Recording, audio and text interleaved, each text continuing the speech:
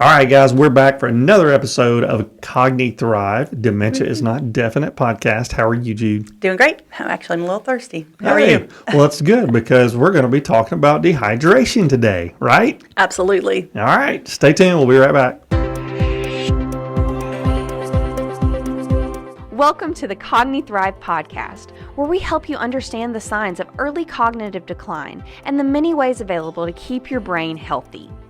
Judi Pritchard is a certified cognitive coach with more than 30 years of experience, and her company, Cogni-Thrive, provides comprehensive tools to support cognitive resilience as you age.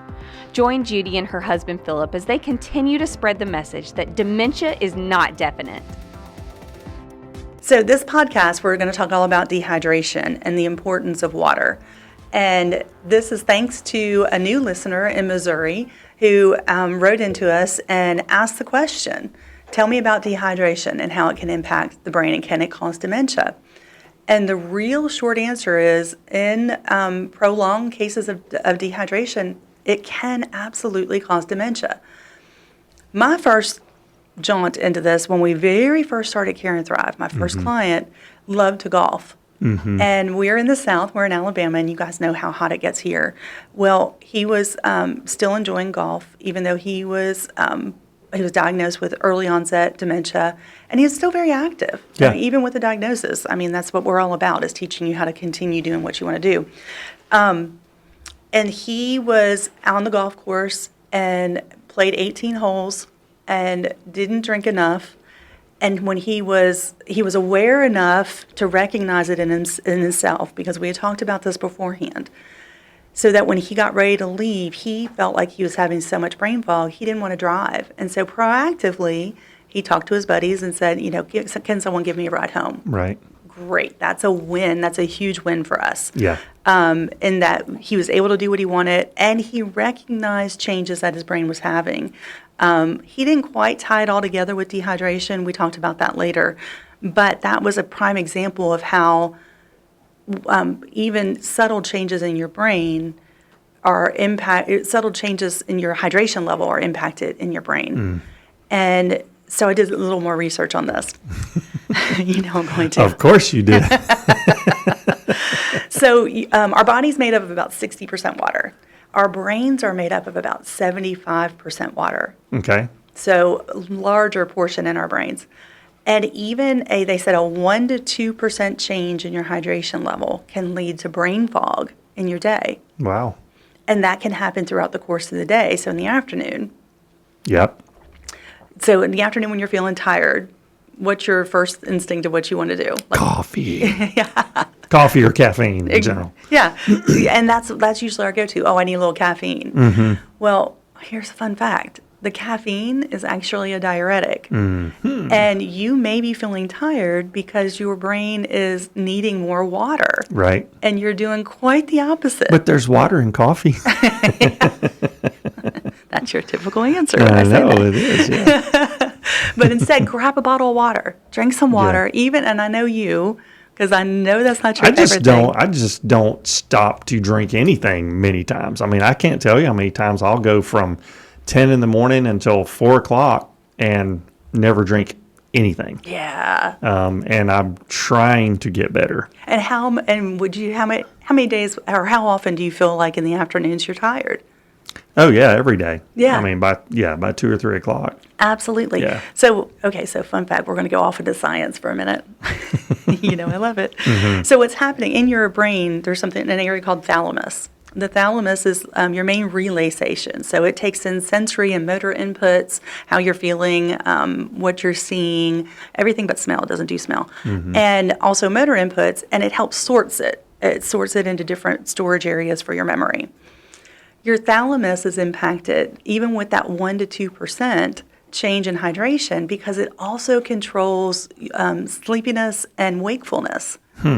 Interesting. Ding, ding, ding. That makes sense. Ding, ding, ding. So the next time you get tired in the afternoon, I want you to stop and think about, my thalamus needs water. Yeah. And I'd love for you to tell people that. That would be great. Well, 90% of the time I'm sitting by myself in front of a computer when I think this. But so can you set like my Apple Watch reminds me, stand up, you need to move it. And I wonder if you can set it to tell you to drink water. I don't know. I think you should research that and let us know. I think I will, because that would be cool. Or if you guys know, let us know. Yeah. I mean, I don't ever just stop and go, wow, I'm thirsty. Yeah. And it's just like with heat exhaustion, heat stroke, if you are thirsty, it's already too late. Yeah, absolutely. So by the time you get thirsty, you're already past the point of when you should have been drinking water way before that. So. Yeah. So, and when you have some dehydration coming in, again, even 1% to 2% can cause you to be moodier. Mm-hmm. So if you're grumpy, or if your spouse is grumpy, or your partner's grumpy, hand them a bottle of water. Don't tell them why. Just say, here, why don't you drink this? But here's the other thing that's really interesting. It even can mess up how you see things. And so when I was a therapist in nursing homes, we would see this later in the day, and in the evening time, we had many more falls. Interesting. Because they may not be visually seeing the depth perception, or they may not be seeing things on the ground, or if they have sundowning creeping in too, what they're seeing may be altered and so what we really need to be doing is giving more hydration consistently through the day, and we need to do this as well. Yeah. And so, long story short, dehydration can lead to dementia. It's not the direct thing, but it's just another one of those things that piles on. Right? Yes. And if you already are diagnosed with a cognitive decline and you're not drinking enough through the day, it could also be making your sundowning experience worse. Yeah. Yeah. So we need to continue doing the rehydration. So what actually happens in your brain, again, going back to science. So not only is your thalamus being impacted, but your cells actually shrink when they don't have enough water. And when your cells shrink, the brain, it's not able to function well enough to clean out toxins. And what happens when we don't clean out toxins in our brain? They just build up. It builds up like plaque, like we talk about with plaque. So when your toxins are building up, They're becoming old and wise toxins. We don't want them to become old and wise toxins. No. So when your toxins are building in your brain, it decreases your brain's function, grows into plaque, and leads us over that summit into dementia. Gotcha. So in our age, like younger people, I still refer to us as younger people. We're still younger people. Yes, we are. We are still younger people. Muscles contain more water. Right. So it's more like if you think about a storage area of water for us. So it takes a little more for us to get dehydrated. As people age, muscle can be lost. And when they don't have as much muscle, they aren't able to store as much water. Gotcha. So they're hit by dehydration sooner. That makes sense. Yeah. So they need to drink more often, not necessarily more volume, but constantly, all the time, just keeping your body hydrated. Yeah, both. It may take them more water to become hydrated because they lose it a lot faster because they don't have that storage in their body. Right. Yeah. And then, and so then if they haven't built up a resilient brain, so they haven't been working and exercising their brain all along, it's going to be even more impacted by dehydration. So it's going to lead to more confusion, or it's going to lead to more wandering. It's going to lead to more problems associated with a cognitive decline. So thank you so much to our friend in Missouri for bringing up this question. And remember this, guys, just like Phil was saying, so if your watch is already reminding you to get up, just add in your mind a thought of, hey, my thalamus needs more water. Or, sticky notes. We use sticky notes all the time. Just put a sticky note that says water.